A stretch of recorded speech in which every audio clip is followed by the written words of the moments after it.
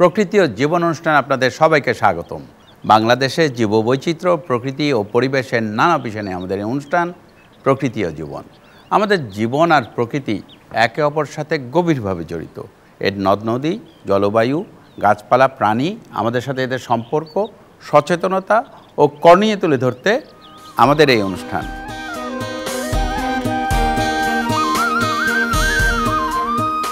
বাংলাদেশে বিভিন্ন ধর্ম ও সম্প্রদায়ের মানুষ মিলেমিশে বসবাস করছে হাজার বছর ধরে। সুন্দর পৃথিবী গঠনে প্রকৃতির প্রতি মানুষের ধর্মীয় মূল্যবোধ গুরুত্বপূর্ণ ভূমিকা পালন করছে। প্রতিটি ধর্মই পরিবেশ সংরক্ষণের বিষয়ে গুরুত্ব দিয়েছে। আমাদের আজকের পর্ব প্রকৃতি সংরক্ষণে ধর্মীয় অনুশাসন নিয়ে। এ বিষয়ে আলোচনা করব মুফতি লুৎফর রহমানের সাথে। তবে তার আগে চলুন দেখে আসি প্রকৃতি ও জীবন দলের প্রকৃতি সংরক্ষণে ধর্মীয় অনুশাসন নিয়ে কিছু তথ্য ও চিত্র।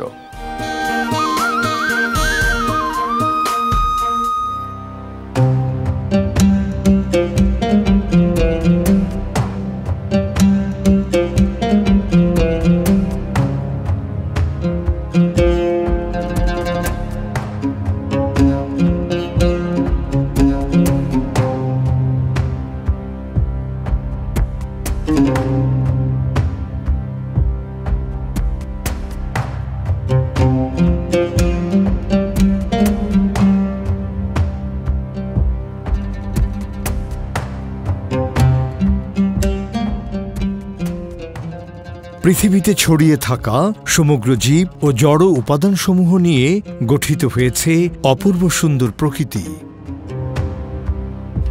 প্রকৃতির অমিত ভাণ্ডারকে ব্যবহার করে মানুষ গড়ে তুলেছে তার আপন নিবাস।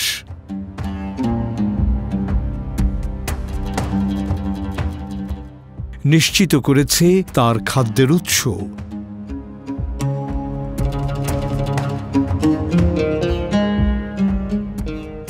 জীবিকার জন্য বেছে নিয়েছে প্রকৃতিকেই।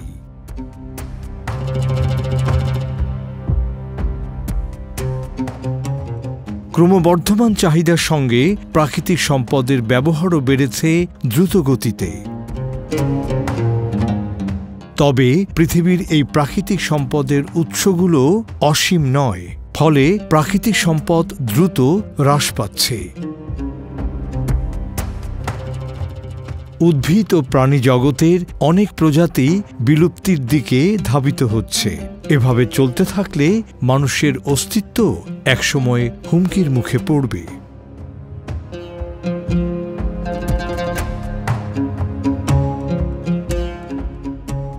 তাই পৃথিবীর প্রাকৃতিক সম্পদ সংরক্ষণের প্রয়োজনীয়তা দেখা দিয়েছে। তবে এই সংরক্ষণ কার্যক্রম কোনো নির্দিষ্ট ব্যক্তি বা সংগঠনের একক দায়িত্ব নয়, বরং পরিবেশ সংরক্ষণে প্রতিটি মানুষের সক্রিয় অংশগ্রহণ প্রয়োজন।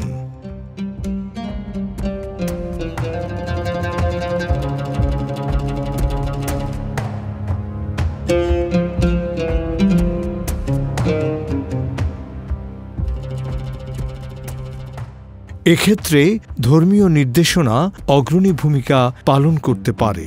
ধর্মীয় অনুশাসন মানুষের নৈতিক মূল্যবোধকে জাগ্রত করে।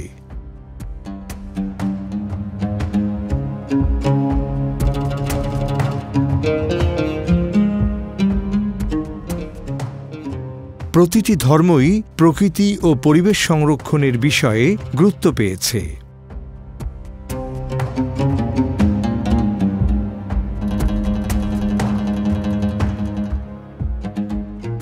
ইসলাম ধর্মে প্রকৃতি সংরক্ষণের কথা বলা হয়েছে বিভিন্নভাবে।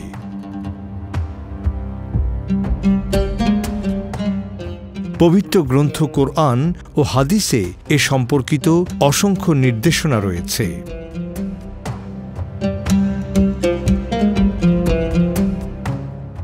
ইসলাম ধর্মের প্রবর্তক মহানবী হযরত মুহাম্মদ সাল্লাল্লাহু আলাইহি ওয়াসাল্লাম কোনো প্রাণীকে অযথা হত্যা বা কষ্ট দেওয়া থেকে বিরত থাকতে স্পষ্ট নির্দেশনা দিয়েছেন। একই সাথে তিনি প্রকৃতির বিভিন্ন উপাদান, বৃক্ষ, নদী, পাহাড় প্রভৃতির ক্ষতি হয় এমন কাজ থেকে বিরত থাকতে বলেছেন। কারণ গাছপালা, নদ নদী, পাহাড়ি পরিবেশ, পশু পাখি সহ বিভিন্ন উদ্ভিদ ও প্রাণীর আশ্রয়স্থল।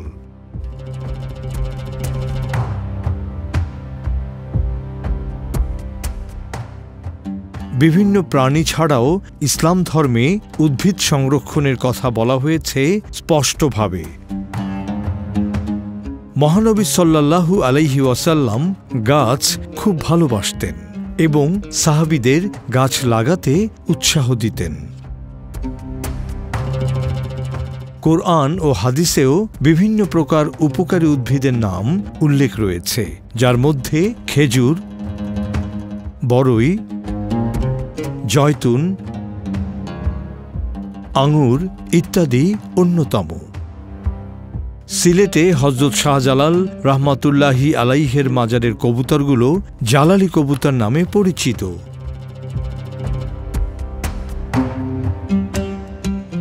ইসলাম ধর্মাবলম্বীদের কাছে এরা বিশেষ মর্যাদাপূর্ণ, তাই কবুতরগুলো মাজারে সযত্নে লালন পালন করা হয়।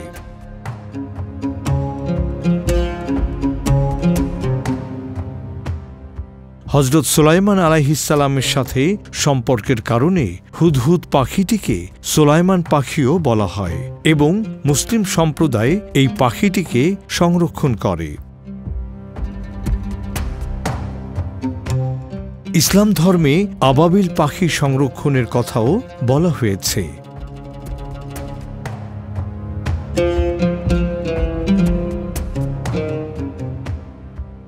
বাংলাদেশে কিছু সরীসৃপ প্রাণী ধর্মীয় কারণে সংরক্ষিত হচ্ছে। বোস্তামি কাছিম মুসলিম সম্প্রদায়ের কাছে এক বিশেষ মর্যাদা পেয়ে থাকে।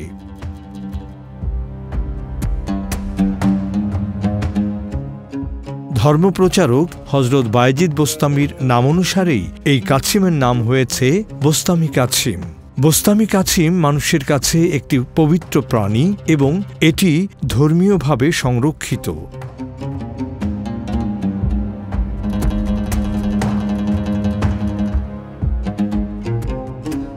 এছাড়াও আমাদের দেশের কিছু দরগা ও মাজার শরীফের আশেপাশে থাকা বানর ও হনুমানদের খাবার দিয়ে সংরক্ষণ করে যাচ্ছে মাজারে আগত মুসলিম দর্শনার্থীগণ।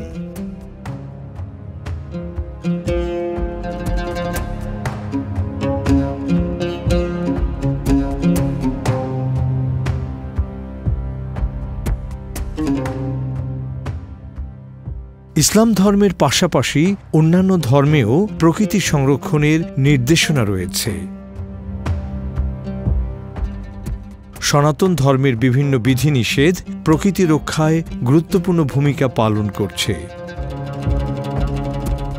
এই ধর্মের অনুসারীগণ বিভিন্ন প্রাণীকে সংরক্ষণ করে থাকেন।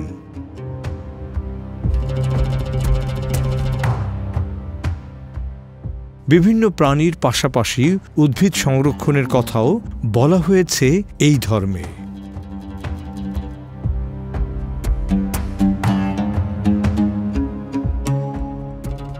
ডুমুর, বট, পাকুর, তুলসী, নিম, চন্দন, বেল, দুর্বা প্রভৃতি উদ্ভিদ এই ধর্মের মানুষের কাছে মর্যাদা পেয়ে থাকে।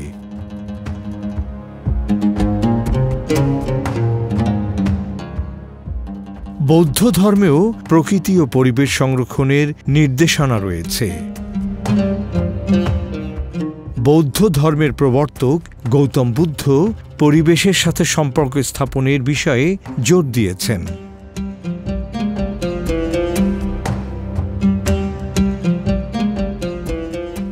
খ্রিস্ট ধর্মেও প্রকৃতি সংরক্ষণের নির্দেশনা দেয়া হয়েছে।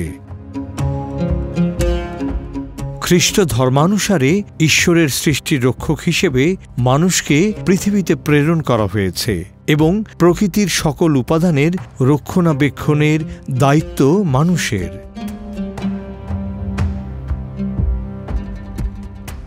বিভিন্ন ধর্মে প্রাণীজগৎ, গাছপালা, পাহাড়, নদী, সর্বোপরি প্রকৃতি ও পরিবেশের কথা উঠে এসেছে বারবার।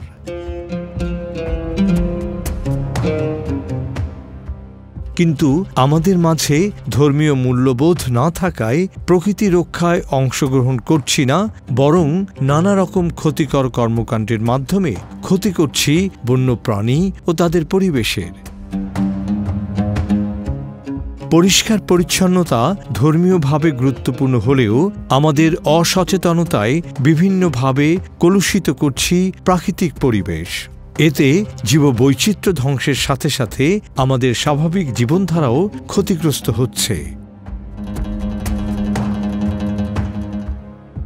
দৈনন্দিন জীবনে ধর্মীয় মূল্যবোধের চর্চা ও এর সঠিক প্রয়োগের মাধ্যমে রক্ষা করা সম্ভব আমাদের প্রকৃতি ও পরিবেশ, গড়ে তোলা সম্ভব সবুজ পৃথিবী।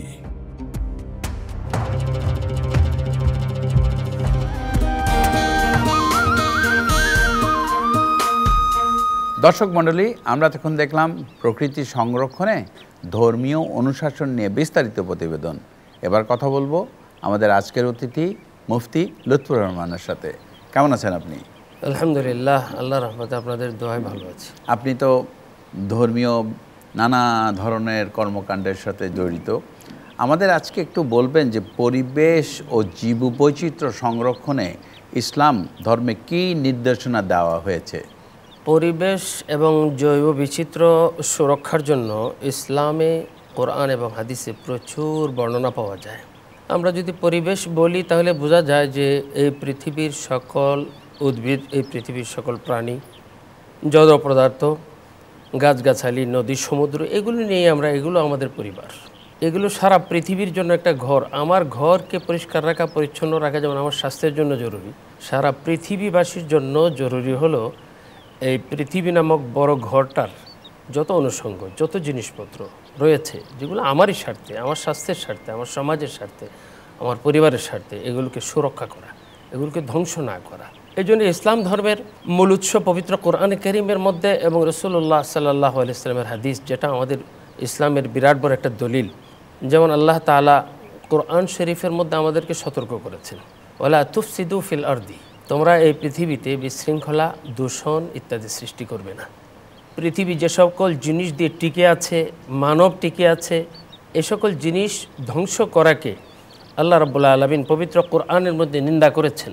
আল্লাহ তাআলা কোরআন শরীফে বলেছেন, ওয়াল্লাযী খালাকা লাকুম মা ফিল আরদি জামিআ, আল্লাহ তাআলা এই পৃথিবীতে যা সৃষ্টি করেছেন, এই সৃষ্টি প্রাণী হোক, উদ্ভিদ হোক, এই সৃষ্টি বিভিন্ন পোকামাকড় হোক, পশু পাখি হোক, পাহাড় হোক, নদী হোক, সমুদ্র হোক, যে কোনো জিনিস হোক, আল্লাহ প্রত্যেকটা জিনিসকে পৃথিবীর মানব জাতির কল্যাণের জন্য, উপকারের জন্য, মানব জাতির ফায়দার জন্য সৃষ্টি করেছেন। এই আয়াত দ্বারা এই কথাই প্রমাণিত হয়। আল্লাহ তাআলা খুব সুন্দরভাবে সূরা বাকারার মধ্যে আপনারা এই আয়াত পাবেন, আল্লাহ তাআলা এই কথা বলেছেন। পরবর্তীতে আল্লাহ তাআলা রাব্বুল আলামিন এই কোরআন মজিদের মধ্যে আমাদেরকে একটা সতর্কবাণী দিয়েছেন যে এগুলোকে যদি তোমরা ধ্বংস করো, তোমরা নিজেরা ধ্বংস হয়ে যাবে। যেমন আল্লাহ তাআলা বলেছেন, যাহারাল ফাসাদু ফিল বাররি ওয়াল বাহরি বিমা কাসাবাত আইদিন নাস, জলে স্থলে সকল জায়গায়, অর্থাৎ পৃথিবীর প্রত্যেকটি জায়গায় বিশৃঙ্খলা আর দূষণ সৃষ্টি হয়েছে হে মানব তোমার নিজের কৃতকর্মের কারণে, অর্থাৎ তুমি নিজের ক্ষতি নিজেই করতেছো। এই হলো পবিত্র কোরআনের ভাষ্য। হাদিস শরীফের মধ্যে আমাদের রাসূল সাল্লাল্লাহু আলাইহি ওয়াসাল্লাম বলেছেন যে, ওমা মিন দাব্বাতিন ফিল আরদি ওয়ালা তাইরিন ইয়াতিরু বিজানাহাইহি ইল্লা উমামুম মিসলুকুম, এই পৃথিবীতে প্রাণীদের যত দল উপদল তোমরা পাবে, বিভিন্ন রকমের প্রাণী পাবে, সকল প্রাণী তোমাদের মতো একটা জাতি। তোমাদের গোত্রের মধ্যে কেউ আক্রমণ করলে যেমন তোমাদের খারাপ লাগে, ভালো লাগে না, প্রতিশোধ নিতে মনে চায়, এই পৃথিবীর প্রত্যেকটা প্রাণীকুল আলাদা একটা জাতি। সুতরাং এগুলোকে তোমরা সংরক্ষণ করো, এগুলোকে তোমরা ধ্বংস করবে না। আচ্ছা, এই ইসলাম ধর্মের পাশাপাশি অন্যান্য ধর্মে এ বিষয়ে কি বলা হয়েছে? অন্যান্য ধর্মে তাওরাতের বিভিন্ন জায়গায় জীবকে রক্ষা করার জন্য বলা হয়েছে, পরিবেশকে রক্ষা করার জন্য বলা হয়েছে। ইনজিলের বহু জায়গায়, বাইবেলের বিভিন্ন জায়গায় হযরত ঈসা মসীহ আলাইহিস সালাম বিভিন্ন সময় তার অনুসারীদেরকে বলেছেন যেন তোমরা পৃথিবীতে বিশৃঙ্খলা সৃষ্টি করবে না, দূষণ সৃষ্টি করবে না। বিশৃঙ্খলা শব্দটা অনেক ব্যাপক, সব ধরনের দূষণ এবং ক্ষতি কিন্তু এই বিশৃঙ্খলার মধ্যে এসে যায়। নরহত্যা থেকে আরম্ভ করে যে কোনো অপ্রয়োজনীয় জিনিস, একটা গাছ কেটে ফেলা, হ্যাঁ, একটা ফল নষ্ট করে ফেলা, হ্যাঁ, এবং বিভিন্ন ধরনের জিনিসকে ধ্বংস করা, সবগুলো বিশৃঙ্খলার ভিতরে। ওয়ালা তুফসিদু ফিল আরদ পবিত্র কোরআনের অসংখ্য জায়গার মধ্যে এসেছে। আমরা যদি মনে করেন হিন্দু ধর্মের কথা বলি, সনাতন ধর্মের এরা কিন্তু বিভিন্ন গাছ বৃক্ষকে অনেক সম্মান করে, অনেক মর্যাদা দেয়। এর দ্বারা বোঝা যায় পরিবেশকে সুন্দর রাখার জন্য যে জিনিসগুলো এই পৃথিবীতে আল্লাহ সাজিয়ে দিয়েছেন ন্যাচারালি, এবং আমরাও আমাদেরকেও শিখিয়েছেন গাছ রোপণ করার জন্য ইত্যাদি ইত্যাদি। এমনকি আমরা জানি যে বৌদ্ধ ধর্মের মধ্যে কথা প্রচলিত আছে যে প্রাণী হত্যা মহাপাপ, যে আপনার প্রয়োজনবিহীন কেন একটা প্রাণীকে হত্যা করবেন। রাসূলুল্লাহ সাল্লাল্লাহু আলাইহি সাল্লাম এই যে কুকুর, যে প্রাণী, কুকুরকে হত্যা করতে নিষেধ করেছেন। একবার রাসূলুল্লাহ সাল্লাল্লাহু আলাইহি ওয়াসাল্লাম দেখলেন যে একদল কিশোর তারা বিভিন্ন প্রাণী হত্যা করতেছে। নবীজি সাল্লাল্লাহু আলাইহি ওয়াসাল্লাম বললেন যে তোমরা এই প্রাণীগুলোকে হত্যা করবে না। আরও এক বর্ণনায় পাওয়া যায় এক ব্যক্তি একটা হরিণের বাচ্চাকে ধরে আটকে রাখলো।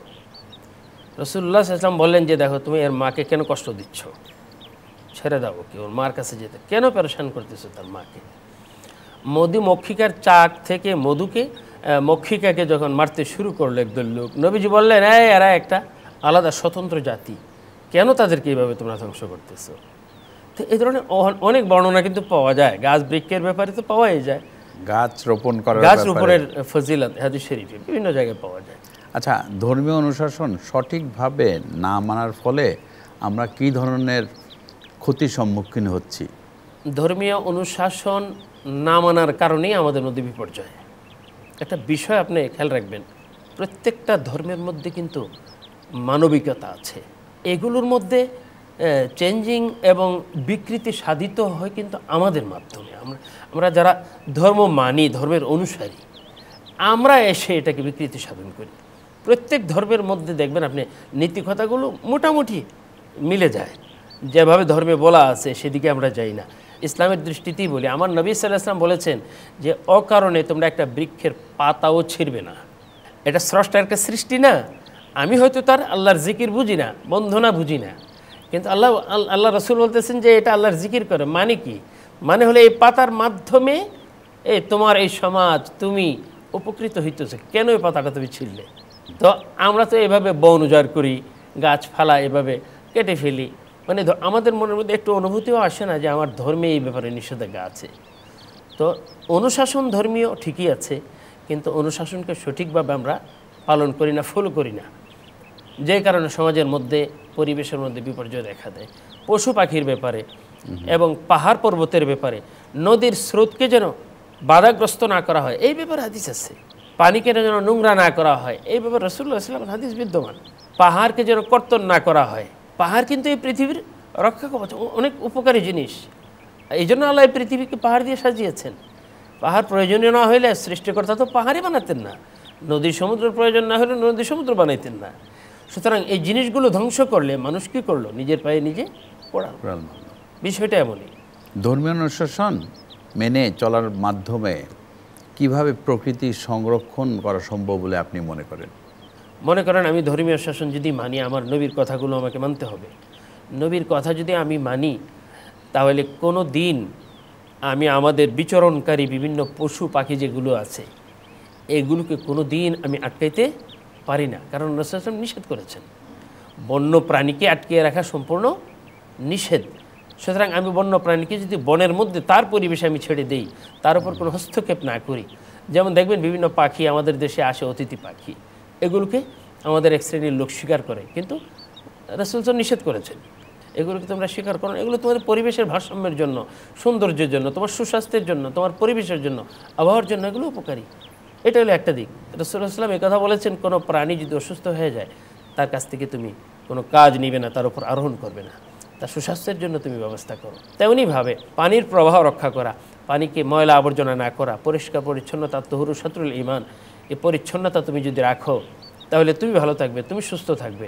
এটা আমাদের নবী তো বলেছেন তোমাদের ঘর বাড়ির আঙ্গিনাকে পরিষ্কার পরিচ্ছন্ন রাখো। এক হাদিসে এসেছে যে তুমি তোমার বাড়ির চতুর্দিকটা খোলামেলা রাখো, যেন আল্লাহর দেওয়া বাতাস, আবহাওয়া এগুলো তোমার বাড়িতে আসা যাওয়া করতে পারে।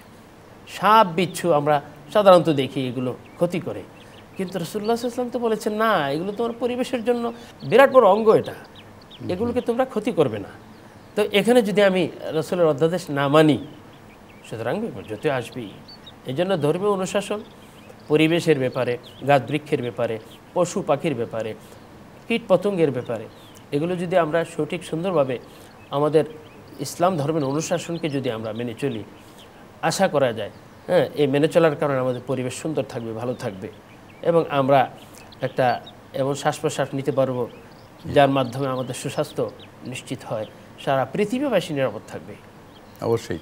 আচ্ছা, আমরা কি একটা কাজ করতে পারি না, এই যে জুম্মার দিন আমরা কি এই মসজিদে এই পরিবেশ প্রকৃতির ব্যাপারে সচেতনতা বৃদ্ধি করার ব্যাপারে এই কথাগুলো আমরা কি বলতে পারি না, আলোচনা করতে পারি না? সাপ্তাহিক বিশেষ করে আমাদের যে জুমার আলোচনা হয়, আমাদের সমাজের অনেক ধর্মপ্রাণ মানুষ এই জুমার নামাজে উপস্থিত হয়। এখানে পর্যায়ক্রমে এই পরিবেশ সুরক্ষা এবং পরিবেশ সুরক্ষায় ইসলামের দিক নির্দেশনা, বিভিন্ন ধর্মের দৃষ্টিভঙ্গি এবং পরিবেশ সুরক্ষার জন্য আমরা কি করতে পারি, আমাদের কি করণীয়, নবীজি সাল্লাল্লাহু আলাইহি ওয়াসাল্লাম কি বলেছেন, হাদিস শরীফের মধ্যে, কোরআনের মধ্যে পরিবেশ সম্পর্কে কি এসেছে, এগুলো যদি আমরা সুন্দরভাবে উপস্থাপন করি, আশা করি ইনশাআল্লাহ সমাজের মাধ্যমে উপকৃত হবে। আর মানুষকে উপদেশ যদি সঠিক সুন্দরভাবে দেওয়া যায়, কোরআনে তো আল্লাহ বলেছেন ওয়াযাক্কির, মানুষকে উপদেশ দাও।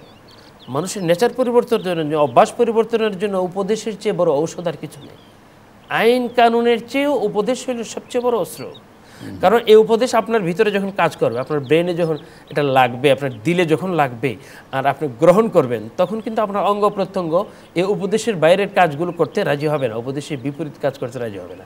এই উপদেশ কিন্তু মানুষের মধ্যে কী করবে, কাজ করবে। এই জন্য আপনি যে কথাটা বলছেন মানে খুবই চমৎকার একটা কথা।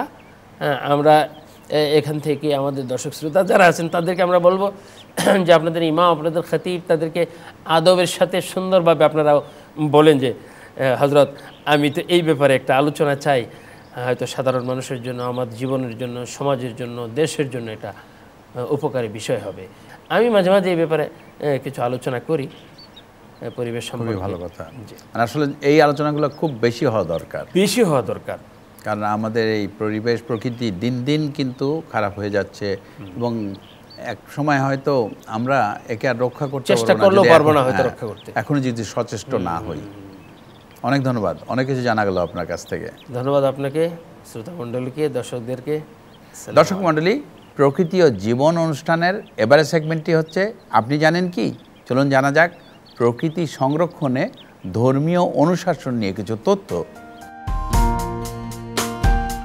আপনি জানেন কি? ইসলাম ধর্মে বিনোদন বা শখের বশে যে কোনো প্রাণী হত্যাকে সম্পূর্ণরূপে নিষেধ করা হয়েছে।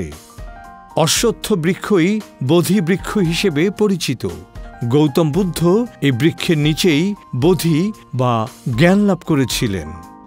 ইসলাম ধর্মে বৃক্ষরোপণকে সেবামূলক কাজ হিসেবে গণ্য করা হয়েছে এবং যে ব্যক্তি গাছ রোপণ করবেন তিনি ততদিন পর্যন্ত সওয়াব পাবেন যতদিন পর্যন্ত ওই গাছের মাধ্যমে মানুষ উপকৃত হবে।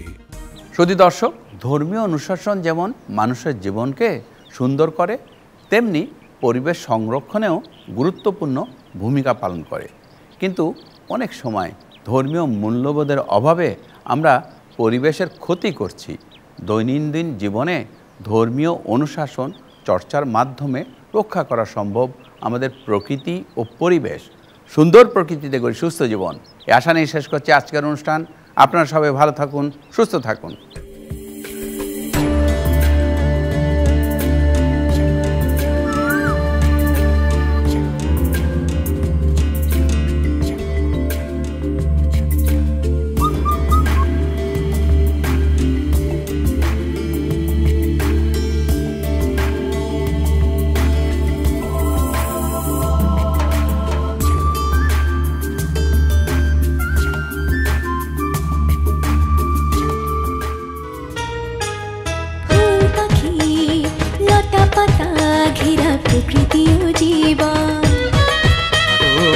সুন্দর পৃথিবী, মায়াময় প্রকৃতি, বাসবো ভালো সারাক্ষণ। চাই চাই চাই সুন্দর পৃথিবী চাই, চাই চাই চাই সুস্থ পরিবেশ চাই। ফুল পাখি লতা পাতা ঘেরা প্রকৃতি ও জীবন। ও সুন্দর পৃথিবী, মায়াময় প্রকৃতি, বাসবো ভালো সারাক্ষণ। এসো হাতে হাত ধরে শপথ করে সুন্দর সুস্থ পরিবেশ গড়ি, সুন্দর সুস্থ পরিবেশ গড়ি, সুন্দর সুস্থ পরিবেশ গড়ি।